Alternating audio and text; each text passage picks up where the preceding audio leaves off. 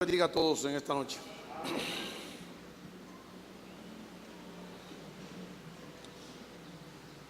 El personaje central de la Biblia es el Señor Jesucristo. No necesariamente nosotros lo vamos a poder ver siempre que Él es presentado de manera explícita o implícita.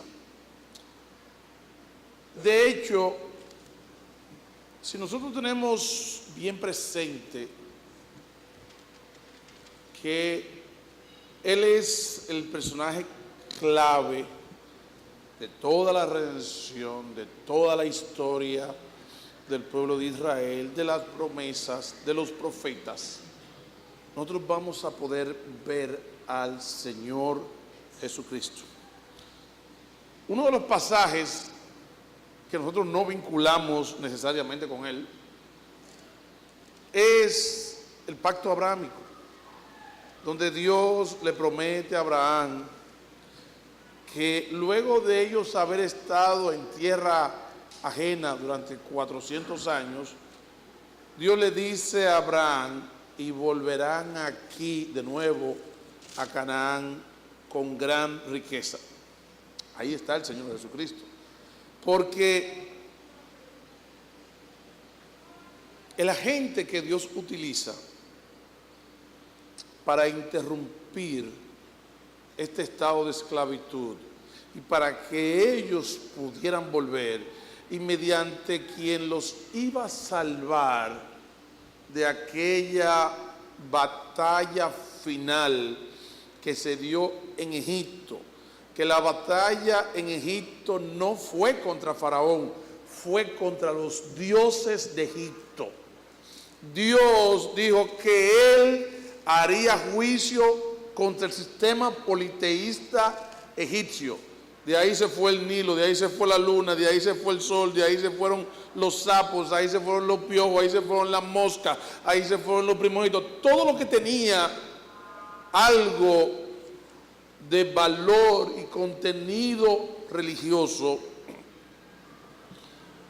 Dios se lo llevó de encuentro mediante las plagas. Ahora, después de un ataque masivo como el que Dios llevó a cabo en contra de los dioses de Egipto, acuérdense, el problema no es Faraón. Faraón simplemente era un antagonista, era quien se oponía. Y Dios no estaba en batalla con Faraón, fue contra los dioses de Egipto, donde estaba la confianza del pueblo y donde estaba también la misma fe y la arrogancia del Faraón.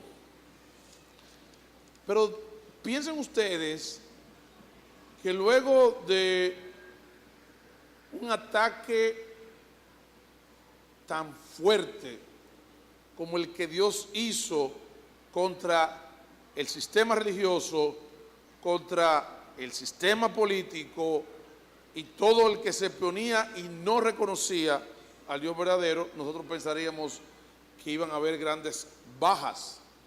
Y son daños colaterales que a veces se consideran necesarios en búsqueda de alcanzar un fin justificado.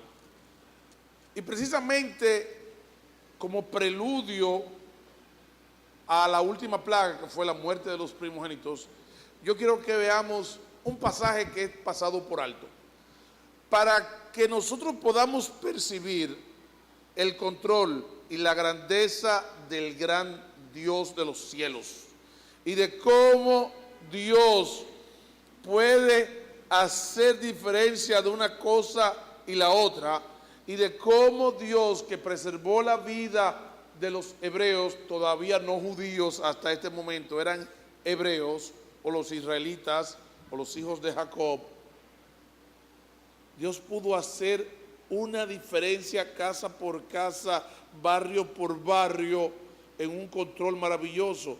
Y nosotros queremos en el día de hoy llamar la atención que Dios tiene la misma oferta de salvación y tiene el mismo poder y la misma capacidad que en el pasado.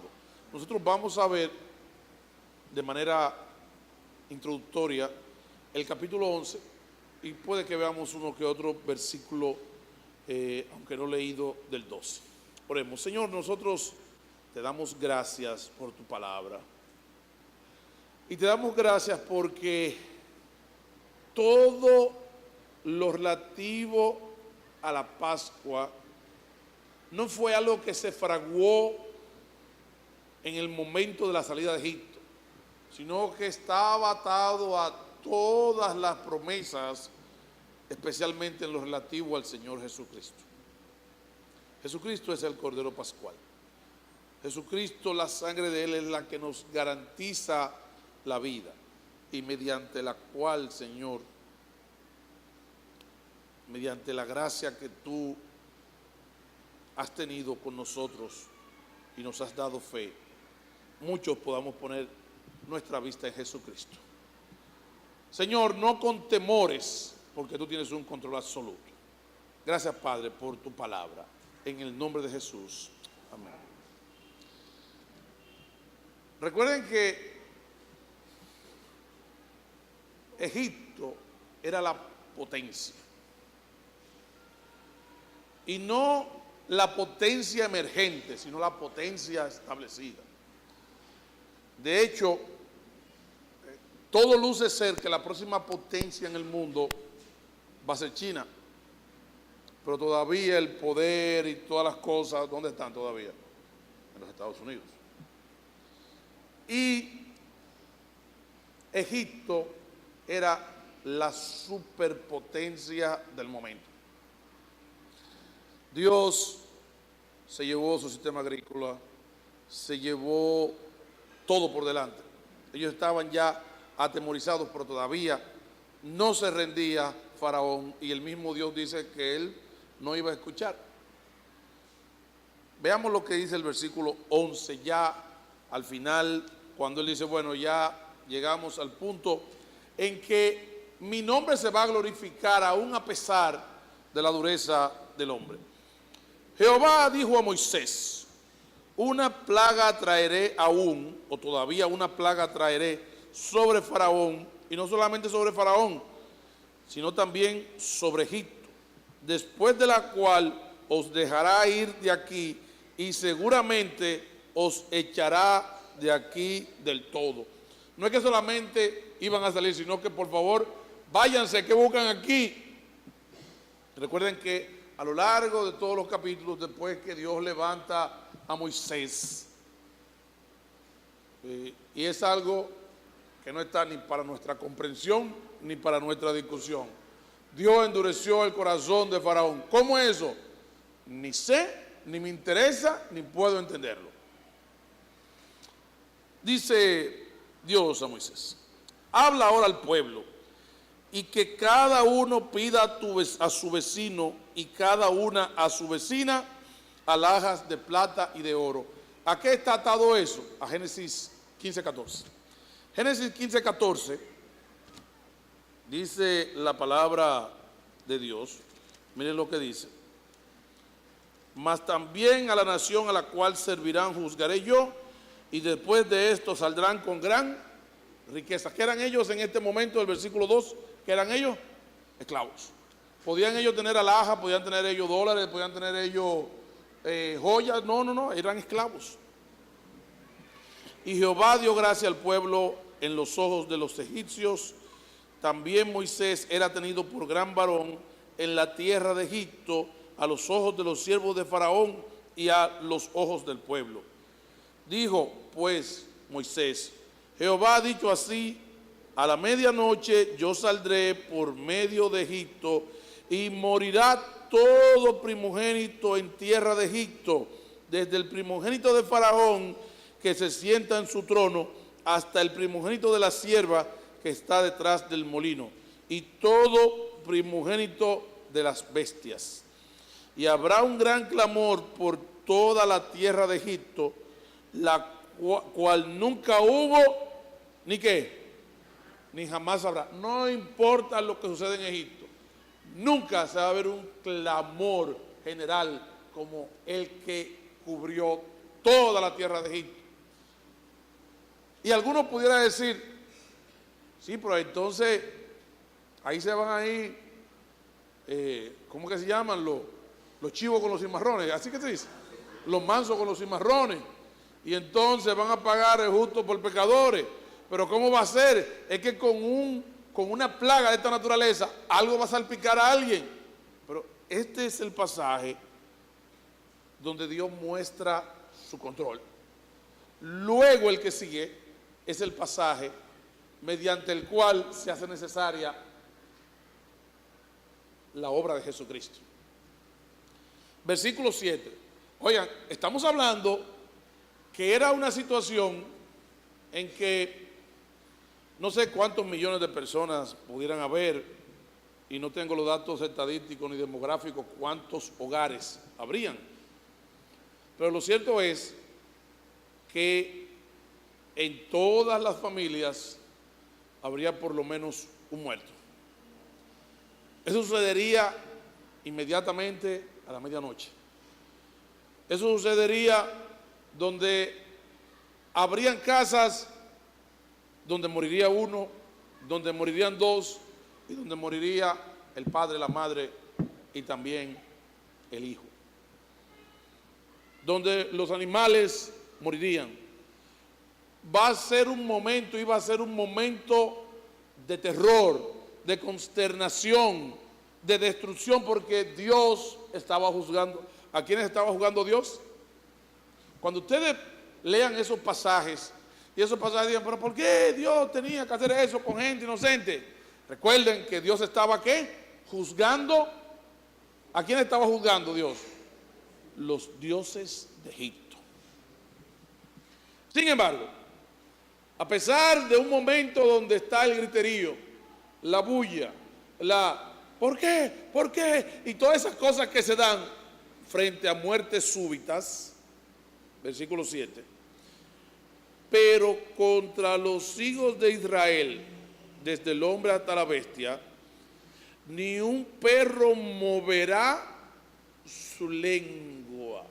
Señores, qué poder tan maravilloso tiene el Señor para cuando en la casa de al lado, en la del frente, en la de atrás, en cualquiera, en la parte de arriba, en la pieza del patio, estén dando los gritos de terror, porque el ángel ha venido, el ángel vengador, y ha quitado la vida a una cantidad indeterminada de personas. ¿Qué es lo que pasa cuando por la casa se oye alguna bulla? ¿Quiénes son los que inmediatamente se ponen a coro uno con otro y se van sumando? ¿Quiénes son los que dan la voz de alerta? ¿Quiénes son? Los perros. Los perros. El perro que está durmiendo ahí, pero ante cualquier cosa, ¿qué hace? Levanta las orejas y antes de averiguar cualquier cosa, ¿qué hace? Ladra. En un momento de terror nacional, en un momento de juicio, en un momento tenebroso, en un momento de dolor, oigan lo que dice aquí,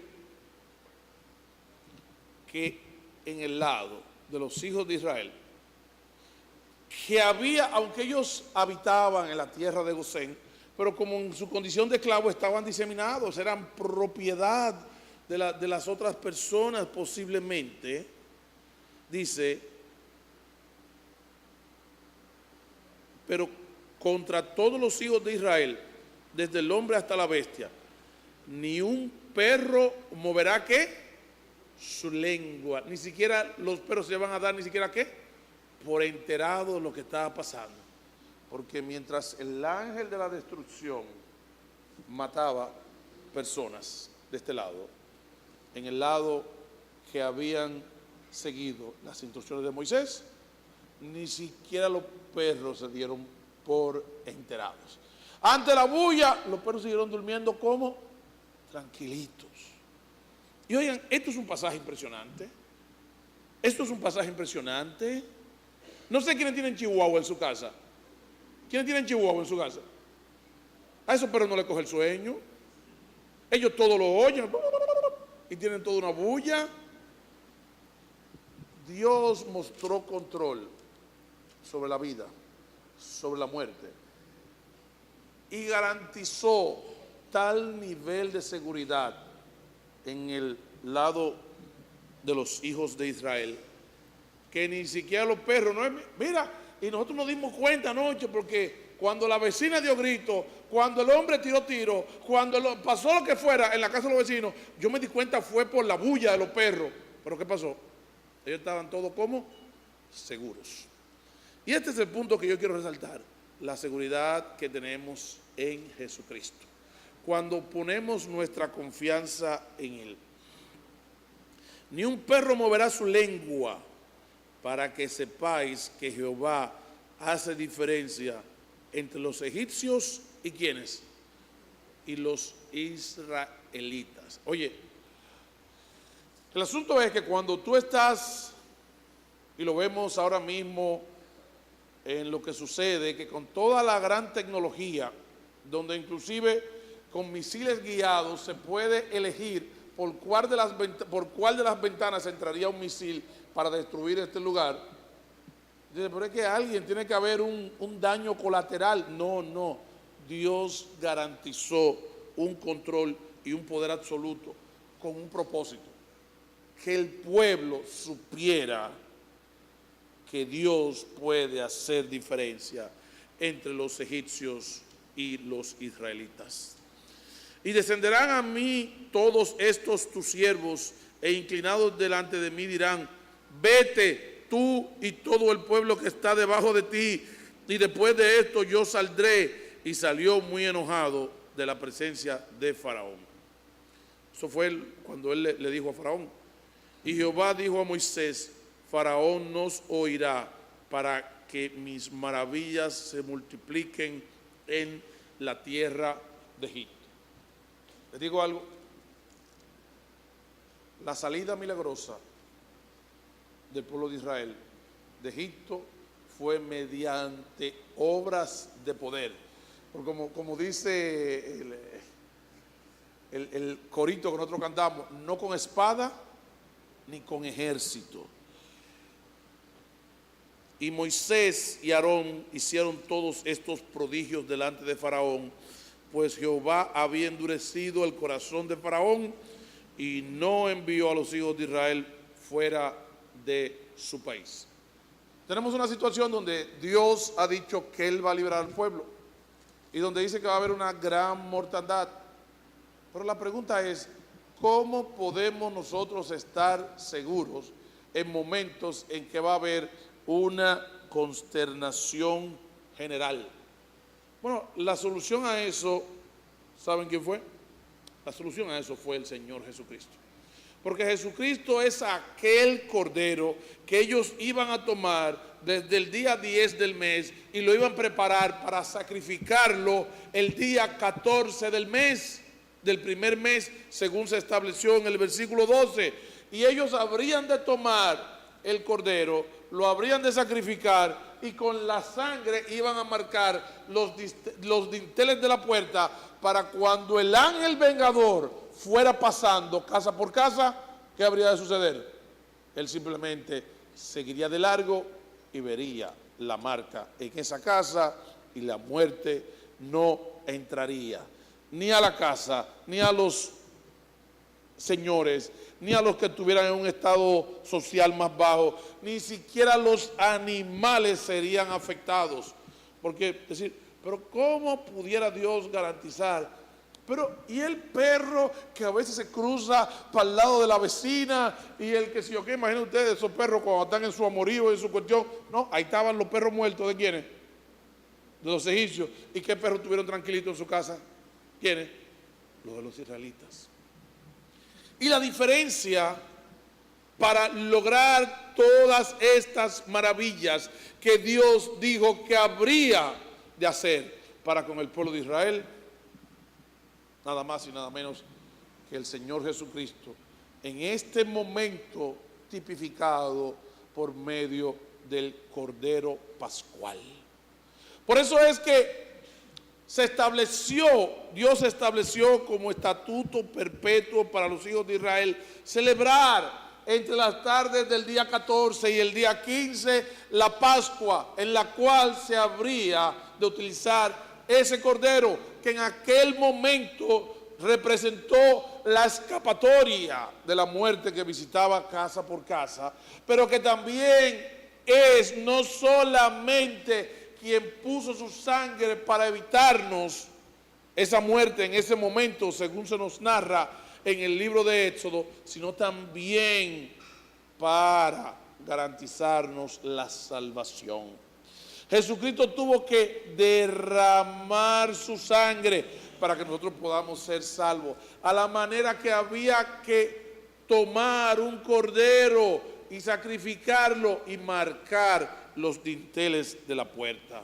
Por eso, cuando Juan introduce al Señor Jesucristo en la historia, ¿cómo lo hace? He aquí que el Cordero de Dios que quita el pecado del mundo. Esta práctica siguió siendo realizada hasta el momento en que esta profecía, estas declaraciones, todos estos tipos alcanzaron ya su cumplimiento perfecto y total en la persona de Jesucristo.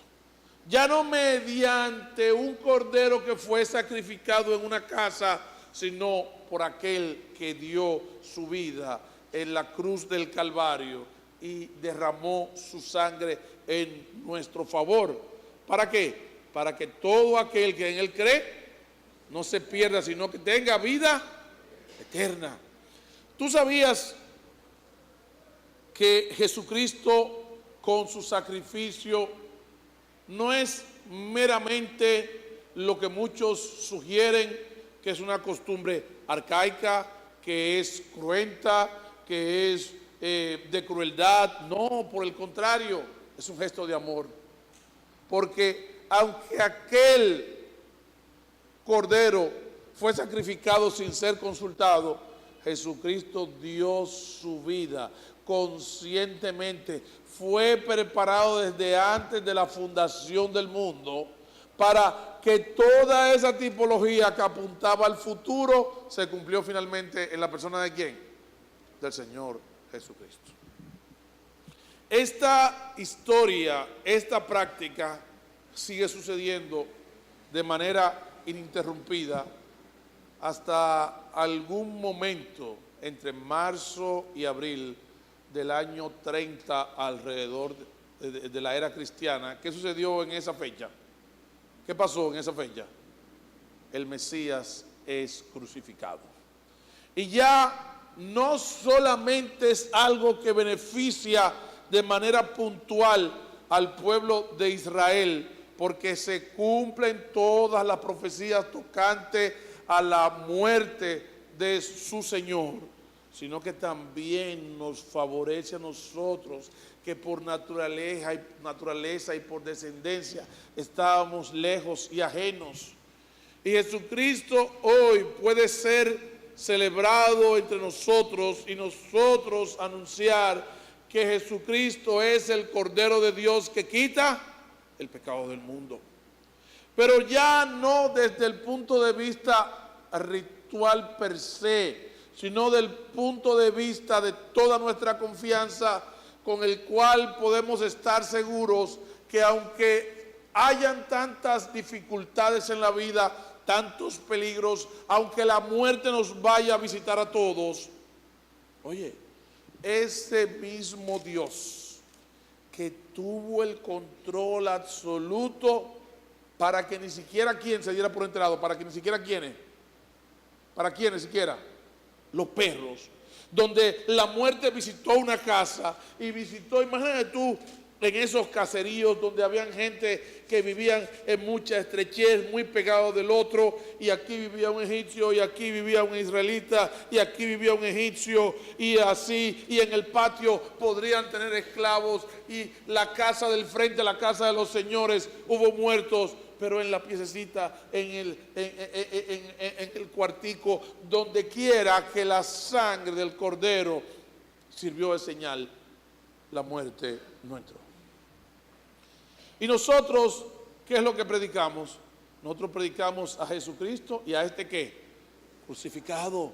Porque la sangre de Él es suficiente, ha venido operando, fue anunciada desde los tiempos pasados, fue suficiente en la salida de Egipto, en esa gran plaga con la cual Dios dijo, aquí se va a cumplir todo lo que yo he dicho, pero también es suficiente para que hoy tú pongas tu esperanza en ¿quién?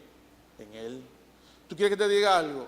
A la hora que la muerte te visite, tú no vas a poder decir, pero tú no sabes quién soy yo. No, porque yo soy el doctor tal, yo soy persona tal, yo soy un abogado tal, que yo tengo tal estatus, tal educación. No, tú vas a necesitar la señal de la sangre. Y la señal de la sangre no es la sangre cualquiera, no es la sangre con la que se hace la morcilla, no es la sangre con la que se hacen transfusiones, es la sangre preciosa de Jesucristo. Por eso es que no hay escapatoria para aquel que quiere poner un sistema religioso por encima de Jesucristo. ¿Por qué? Porque está teniendo por inmunda, por inservible la sangre del Salvador. Y están diciendo, no, esa sangre no me cura, esa sangre no me protege, esa sangre no es suficiente. Por eso yo tengo que mantener, sí, yo creo en eso que usted está diciendo, pero también yo tengo mis obras, o yo guardo mi religión, o tengo mis anticos, o todo ese tipo de cosas. ¿Sabe lo que tú le estás diciendo al Señor? Tú le estás diciendo al Señor que esa sangre de ese Cordero perfecto, sin pecado, que se hizo hombre para poder ocupar nuestro lugar, nosotros le estamos diciendo a Dios, no, eso no sirve. Es una sangre de mentira, una sangre de carabelita, eso no funciona. Yo creo en mi religión, yo creo en otras cosas. Pero nosotros, por su misericordia, hoy celebramos la muerte del Señor.